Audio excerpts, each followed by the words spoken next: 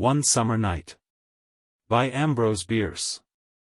The fact that Henry Armstrong was buried did not seem to him to prove that he was dead. He had always been a hard man to convince. That he really was buried, the testimony of his senses compelled him to admit.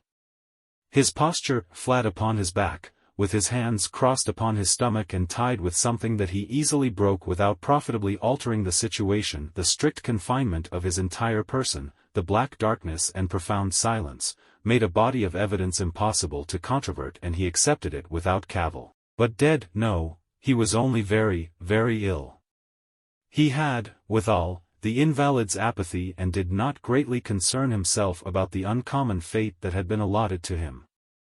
No philosopher was he, just a plain, commonplace person gifted, for the time being, with a pathological indifference. The organ that he feared consequences with was torpid. So, with no particular apprehension for his immediate future, he fell asleep and all was peace with Henry Armstrong. But something was going on overhead.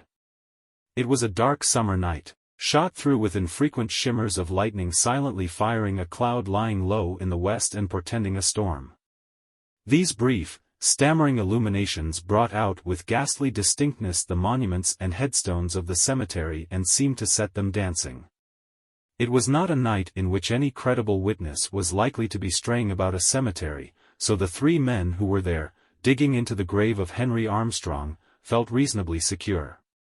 Two of them were young students from a medical college a few miles away, the third was a gigantic Negro known as Jess. For many years Jess had been employed about the cemetery as a man of all work, and it was his favorite pleasantry that he knew every soul in the place.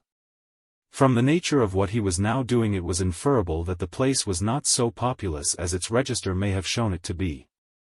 Outside the wall, at the part of the grounds farthest from the public road, were a horse and a light wagon, waiting. The work of excavation was not difficult. The earth with which the grave had been loosely filled a few hours before offered little resistance and was soon thrown out. Removal of the casket from its box was less easy, but it was taken out, for it was a perquisite of Jess, who carefully unscrewed the cover and laid it aside, exposing the body in black trousers and white shirt. At that instant the air sprang to flame, a cracking shock of thunder shook the stunned world, and Henry Armstrong tranquilly sat up. With inarticulate cries the men fled in terror, each in a different direction. For nothing on earth could two of them have been persuaded to return. But Jess was of another breed. In the grey of the morning the two students, pallid and haggard from anxiety and with the terror of their adventure still beating tumultuously in their blood, met at the medical college. "You saw it?" cried one. "God!" "Yes, what are we to do?"